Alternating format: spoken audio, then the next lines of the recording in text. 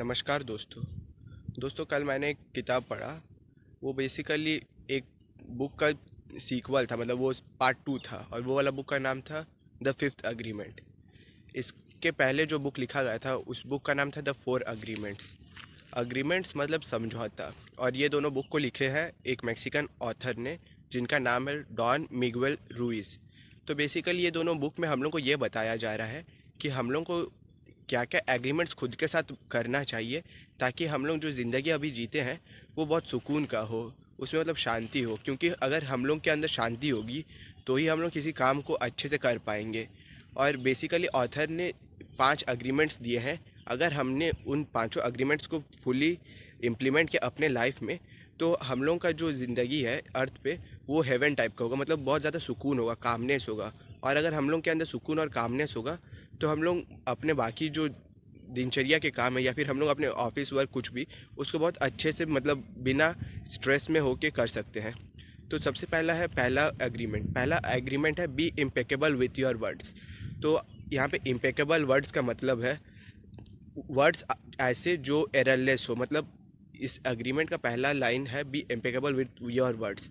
तो इसमें बेसिकली ये कहा गया है कि हम लोग जो भी शब्द दूसरे को बोलते हैं वो सोच समझ के बोलने चाहिए, क्योंकि जो कुछ भी हम लोग शब्द बोलते हैं वो एक स्पेल की तरह होता है, उसमें पावर होता है। हम अगर सही से किसी वर्ड को बोलेंगे तो हम लोग किसी की लाइफ को अच्छे के लिए चेंज कर सकते हैं, वहीं अगर हम लोग उसको ख़राब चीज़ के लिए बोलेंगे तो हम लोग उसके लाइफ को बर्बाद भी कर सकते हैं। तो इस एग्जाम्पल में जैसे आप लोग देखे होंगे, बहुत जन को क्रिटिसाइज़ करते हैं, और कोई कोई जन उन क्रिटिसाइजर्स को सुन के बहुत ज़्यादा डिमोरलाइज हो जाते हैं, और वो लोग जो काम पहले करते थे उस काम को वो लोग करना छोड़ देते हैं। तो ये एक तरह से हमने हमने उनको डिमोरलाइज कर दिया नेगेटिव वर्ड्स के थ्रू अपने। तो ये गलत चीज़ है। और ये हम लोग जो डिमोरलाइज करते हैं उससे हम लोग अपना ही परिचय दूसरे को दे रहे हैं। और यही सेकेंड पॉइंट है इसका, कि डोंट टेक एनीथिंग पर्सनली। मतलब अगर आपको कोई कुछ बोलता है तो उसको पर्सनली मत लीजिए, अनटिल एंड अनलेस जो आपको कुछ बोल रहा है वो बहुत आपका मतलब प्रिय है, या फिर मतलब आपका कोई खास है जो आपके बारे में सोचता हो। तो वो अगर कुछ कंस्ट्रक्टिव क्रिटिसिज्म करता है तो आप उसको अंडरस्टैंड करिए। ऐसा मत करिए कि कोई भी क्रिटिसिज्म हो रहा है तो आप उसको फुली इग्नोर कर रहे हैं, वैसा नहीं करिए।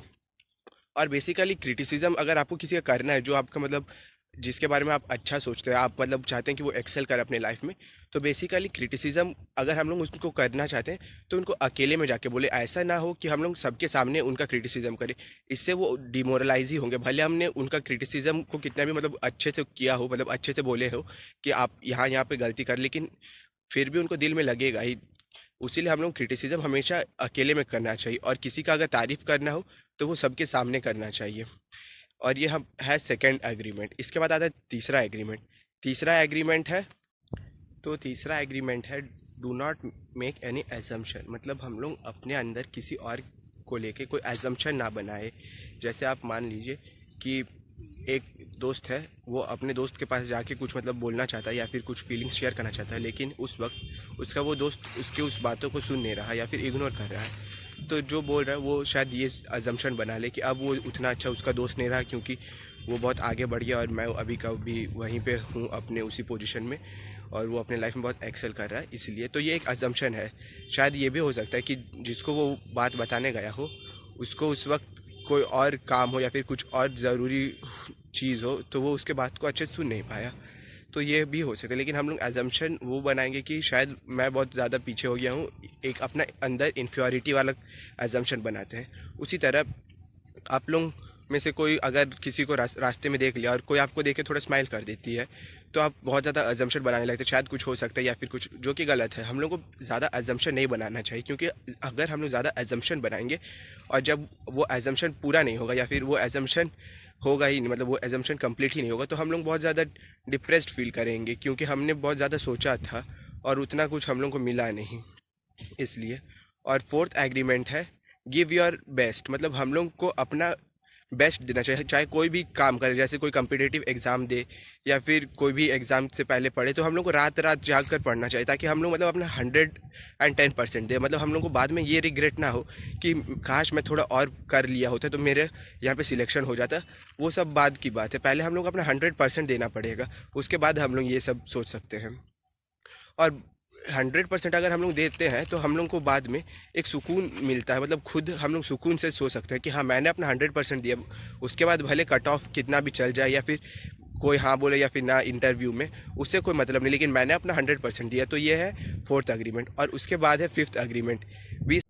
और 5th एग्रीमेंट है be sceptical but learn to listen. Basically 5th agreement 2 parts में है। पहला पार्ट है बी स्केप्टिकल, मतलब हम लोग को कोई भी जो कुछ बोलता है तो हम लोग को पहले उसको मतलब डायरेक्टली ट्रूथ बोल के बिलीव नहीं करना चाहिए। हम लोग को उसको ध्यान से पहले उसमें सुनना चाहिए, फिर उसको उसमें हम लोग को देखना चाहिए कि वो वाला जो बात बताया है किसी ने, क्या वो सही में सच है। क्योंकि कोई भी कुछ भी बोलता है तो बेसिकली अपने पॉइंट ऑफ व्यू से बोलता है, मतलब वो बचपन से जिस तरह से प्रोग्रामिंग किया गया है हम सबको, तो वो उस हिसाब से अपने उस व्यू पॉइंट से उस बात को बताता है। तो हम लोग को सबसे पहले उस बात को सुन के डायरेक्ट बिलीव नहीं करना चाहिए कि यही सच होगा। और स्केप्टिकल का मतलब होता है डाउट करना और इजीली कन्विंस ना होना। तो अगर कोई कुछ बात बोलता है तो हम लोग को उसमें डायरेक्टली बिलीव नहीं करना चाहिए, बल्कि उसमें हम लोग को थोड़ा पूछना भी चाहिए इसमें क्या हुआ, इसमें क्या हुआ। और बहुत सारे जो धर्म है उसमें डायरेक्टली आंख बंद करके हम लोग सब कुछ बिलीव कर लेते हैं धर्म के मामले में, तो वो गलत है। हम लोग को उसमें थोड़ा रीजनिंग करना चाहिए कि ऐसा क्यों होता है, ऐसा किस लिए करते हैं, ताकि हम लोग को ट्रुथ पता चले। क्योंकि अगर हम लोग को ट्रुथ पता नहीं चलेगा तो हम लोग उसी झूठ को आगे दोहराते रहेंगे और आगे हम लोग भी उस झूठ का ही प्रचार करेंगे। और अगर कोई चीज़ सच है तो वो कभी भी ज़्यादा देर तक छिप के नहीं रह सकता, जबकि जो झूठ है वो कभी ना कभी ख़त्म हो ही जाता है और सच हमेशा सामने आ ही जाता है। और इसी के साथ इसका सेकंड पार्ट है लर्न टू लिसन, मतलब हम लोग को हमेशा दूसरे के बातों को सुनना चाहिए। डायरेक्टली हम लोग को कुछ कंक्लूजन में पहले ही नहीं पहुंच जाना चाहिए। और हम लोग अगर उसके बातों को सुन के अगर हम लोग को उससे कुछ फ़ायदा मिलता है या फिर हम लोग को कुछ उस स्टोरी में कुछ मैसेज मिलता है तो हम लोग को वो अपने अंदर लेना चाहिए, मतलब उस मैसेज को सुन के इम्प्लीमेंट करना चाहिए। और अगर उसमें कुछ भी सही नहीं हो और वो पूरा झूठ का झूठ हो तो हम लोग को उसको लेट गो कर देना चाहिए, मतलब उसको जाने देना चाहिए। बस सुनिए और उसको छोड़ दीजिए, उसको ज़्यादा कुछ अपना इम्प्लीमेंट मत करिए। तो यही 5th एग्रीमेंट है। होप करता हूँ कि आपको ये सारा 5 एग्रीमेंट अच्छा लगा होगा। और इसी के साथ ये वाला वीडियो ख़त्म करता हूँ। और नीचे डिस्क्रिप्शन में फेसबुक ग्रुप का लिंक है, आप लोग उसको ज्वाइन कर सकते हैं। और अगर आपको कुछ और पूछना है तो आप कमेंट्स में मेरे को बता सकते हैं। इसी के साथ ये वाला वीडियो का एंड करता हूँ। नमस्कार।